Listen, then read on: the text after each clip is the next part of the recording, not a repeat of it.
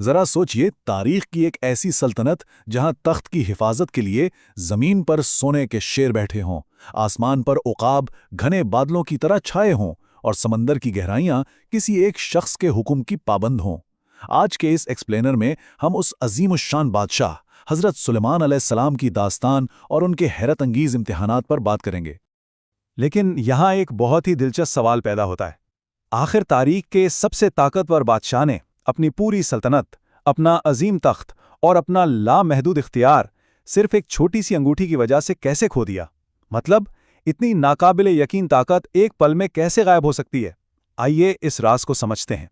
اچھا چلیے، سب سے پہلے اس بات پر غور کرتے ہیں کہ اس سلطنت کا پیمانہ کیا تھا۔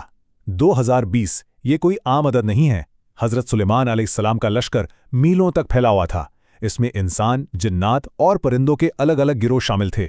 اب اس عظیم لشکر کا پیٹ بھرنے کے لیے پتہ ہے کیا ہوتا تھا؟ ان کے باورچی خانے میں روزانہ 2020 اونٹوں کا گوشت پکایا جاتا تھا۔ یہ ان کی طاقت اور دبدبے کی صرف ایک چھوٹی سی جھلک ہے۔ اور اس عظیم لشکر کا مرکز تھا ان کا عظیم الشان تخت۔ یہ تخت ہاتھی کے دانت، نیاب یاقوت اور زمرود سے بنا تھا، جسے جنات نے خود تیار کیا تھا۔ اسے ذہن میں لائیے، جب بادشاہ اس کے ایک پہلے زینے پر قدم رکھتے تو تخت کسی پراسرار چکی کی طرح گھومنے لگتا۔ پھر زمین سے پیٹ لگائے سونے کے شیر اپنی دمیں ہلاتے، سونے کے گدھ اڑ کر ان کے سر پر شاہی تاج رکھتے، اور کبوتر اپنی چونچوں سے پورے ماحول میں مشک و عنبر چھڑکتے تھے۔ کمال کا منظر تھا نا؟ اب یہاں ایک عجیب اور حیرت انگیز تضاد سامنے آتا ہے۔ ایک طرف ایسی دولت کے جنات اور پرندے تابع ہیں، تخت کے گرد سونے کے درخت ہیں جن پر سرخ یاقوت کے انگور آگ کی طرح چمکتے ہیں، لیکن دوسری طرف بادشاہ کی ذاتی عاجزی دیکھیے۔ اتنی دولت اور مافوق الفطرت طاقت کے باوجود وہ اپنی ذاتی ضرورت کے لیے شاہی خزانے سے ایک پیسہ نہیں لیتے تھے۔ اس کے بجائے وہ اپنے ہاتھوں سے کھجور کے پتوں کی ٹوکریاں بناتے، انہیں بازار میں بیچتے اور بس اس معمولی کمائی سے اپنا پیٹ پالتے تھے۔ یہ سچ میں حیران کر دینے والی بات ہے۔ پہلا حصہ، انگوٹھی کی آزمائش، ایک ایسا عظیم امتحان جو محل کی چار دیواری میں شروع ہوا اور اس کا نشانہ سیدھا تخت تھا۔ یہ عظیم امتحان آخر شروع کیسے ہوا؟ دراصل محل میں لا علمی میں ایک جانور نے بت پوجنا شروع کر دیا تھا، جس نے اس تباہ کن سلسلے کا آغاز کیا۔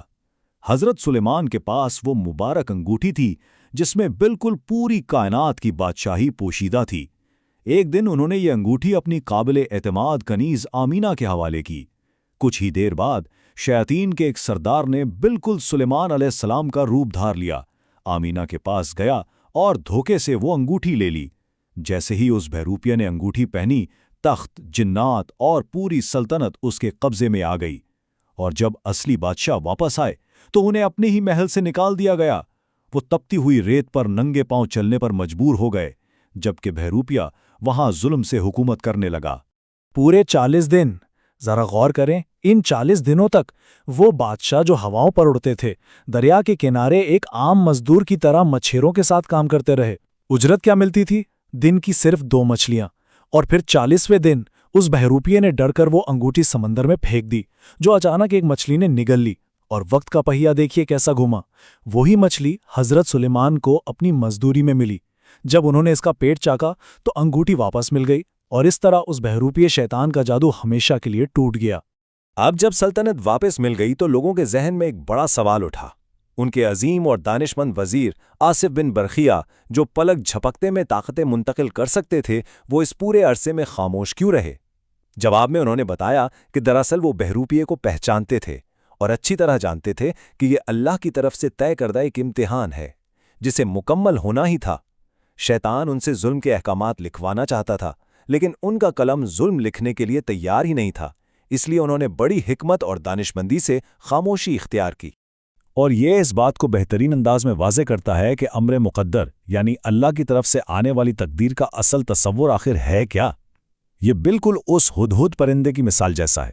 ہدہد کے پاس زمین کی گہرائیوں میں بہتے پانی کو دیکھنے کی حیرت انگیز طاقت ہوتی ہے، لیکن وہی ہدہد مٹی کے ٹھیک نیچے چھپے شکاری کے عام سے جال کو نہیں دیکھ پاتا اور اس میں پھنس جاتا ہے۔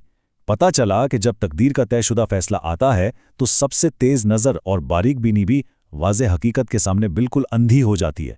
دوسرا حصہ، گھوڑوں کا امتحان، ایک ایسی آزمائش جو زمین کے نایاب گھوڑوں، آسمان کے سورج اور ایک بھولی ہوئی فرض عبادت سے جڑی تھی۔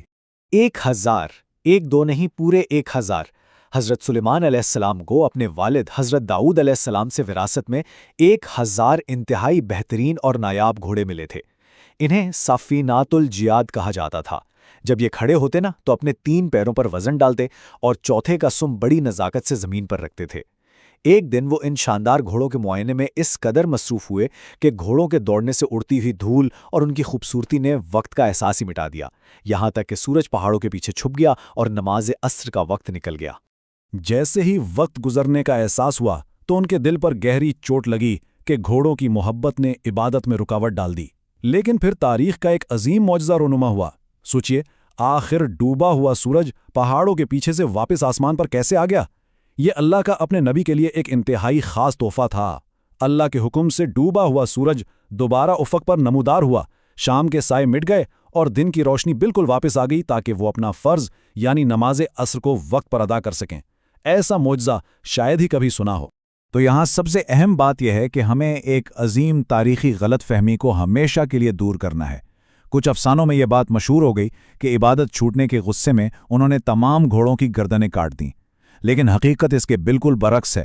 ایک نبی کبھی بھی بے گناہ اور بے زبان جانوروں پر ظلم نہیں کر سکتا جن کا کوئی قصور ہی نہ ہو۔ اصل میں انہوں نے ان گھوڑوں کی گردنیں نہیں کاٹیں، بلکہ انتہائی شفقت سے ان کی پنڈلیوں اور گردنوں کو دھویا اور مالش کی، کیونکہ وہ جہاد کے لیے وقف تھے۔ تیسرا حصہ، نامکمل بچے کی آزمائش۔ یہ آخری امتحان ایک بھولے ہوئے چھوٹے سے لفظ اور قسمت کے فیصلوں کے ارد گرد گھومتا ہے۔ تو ہوا کچھ یوں کہ ایک رات بادشاہ نے ارادہ ظاہر کیا کہ وہ اپنی 70 بیویوں کے پاس جائیں گے تاکہ ہر ایک سے ایک بہادر بیٹا پیدا ہو جو آگے چل کر دین کی خاطر تلوار اٹھائے۔ لیکن یہاں ایک انتہائی اہم بھول ہو گئی۔ وہ اس ارادے میں انشاءاللہ یعنی اگر اللہ نے چاہا کہنا بھول گئے۔ نتیجہ کیا نکلا؟ صرف ایک بیوی حاملہ ہوئی اور جو بچہ پیدا ہوا وہ مکمل انسان نہیں بلکہ گوشت کا ایک لوتھڑا تھا جس کا دھڑ ادھورا تھا۔ ان سب کے باوجود بادشاہ نے اس ادھورے بچے سے بے پناہ محبت کی اور اسے ہمیشہ اپنے تخت پر بٹھایا۔ ایک دن عام دربار لگا ہوا تھا اور تمام مخلوق اپنے کاموں میں مصروف تھی۔ اچانک وہاں ملک الموت یعنی موت کا فرشتہ انسانی روپ میں تشریف لایا۔ اس فرشتے کی نظریں مسلسل اس چھوٹے اور کمزور بچے پر جمی ہوئی تھیں اور وہ اسے بڑی گہری اور عجیب نگاہوں سے گھور رہا تھا۔ اس بے جوڑ اور خوفناک نظر کا آخر کیا مطلب تھا؟ اس گھورنے نے حضرت سلیمان علیہ السلام کے دل میں شدت کی بے چینی اور ڈر پیدا کر دیا۔ آخر کوئی باپ یہ کیسے برداشت کر سکتا ہے؟ اب بچے کو موت سے بچانے کی گھبراہٹ میں فوراً جنات اور شیاطین کو بلایا گیا تاکہ ایسی جگہ تلاش کی جائے جہاں موت کا فرشتہ بالکل نہ پہنچ سکے۔ مختلف تجویزات آنے لگیں۔ ایک جن نے بچے کو مشرق میں سورج کے چشمے کے نیچے چھپانے کا کہا، جو رد ہو گیا کیونکہ فرشتہ وہاں پہنچ سکتا ہے۔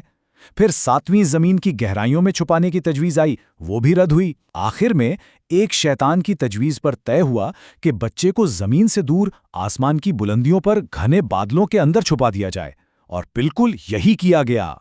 لیکن یہاں تقدیر کا ایک رونگٹے کھڑے کر دینے والا کھیل سامنے آیا۔ موت کا فرشتہ دربار میں اس بچے کو اس لیے حیرت سے گھور رہا تھا کیونکہ اللہ کی طرف سے اسے حکم ملا تھا کہ اس بچے کی روح آسمان کی بلندیوں پر بادلوں کے درمیان قبض کرنی ہے۔ وہ فرشتہ خود حیران تھا کہ زمین پر تخت پر بیٹھا یہ بچہ آخر وقت مقرر پر بادلوں تک کیسے پہنچے گا۔ اپنے بچے کو موت سے بچانے کی خود بادشاہ کی تدبیر نے ہی تقدیر کا لکھا پورا کر دیا۔ اچانک آسمان پر گرج چمکی اور بادلوں سے اس بچے کا بے جان جسم سیدھا آ کر تخت پر گرا۔ حتمی انکشاف، عظیم ترین سبق۔ آئیے آگے بڑھتے ہیں اور دیکھتے ہیں کہ یہ سب آپس میں کیسے جڑا ہوا ہے، کیونکہ یہ تمام واقعات صرف کہانیاں نہیں ہیں۔ ان واقعات کے بعد انہیں مکمل طور پر یہ احساس ہو گیا کہ انسانی تدابیر اور منصوبے، چاہے انسان جنات، ہواؤں اور پوری قدرت پر ہی قبضہ کیوں نہ رکھتا ہو، اللہ کی مرضی اور تقدیر کے سامنے بالکل بے بس ہیں۔ تب انہوں نے اپنی آخری امید کے طور پر سجدے میں گر کر دعا کی، اے میرے رب، مجھے بخش دے اور مجھے ایسی بادشاہی عطا کر جو میرے بعد کسی کے لائق نہ ہو۔ اللہ نے ان کی سچی توبہ قبول کی اور انہیں ایسی عظیم اور لاجواب سلطنت عطا کی جس کا تاریخ میں آج تک کوئی تصور بھی نہیں کر سکتا۔ آج کا یہ ایکسپلینر اپنے انجام کو پہنچتا ہے، لیکن یہ ایک انتہائی اہم اور گہرا سوال چھوڑ جاتا ہے۔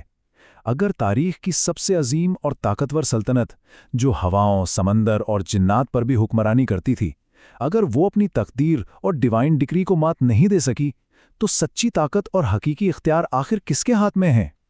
یہی وہ آخری سوال ہے جو ہر انسانی گھمنڈ اور تدبیر کو ایک عظیم طاقت کے سامنے جھکنے پر مجبور کر دیتا ہے۔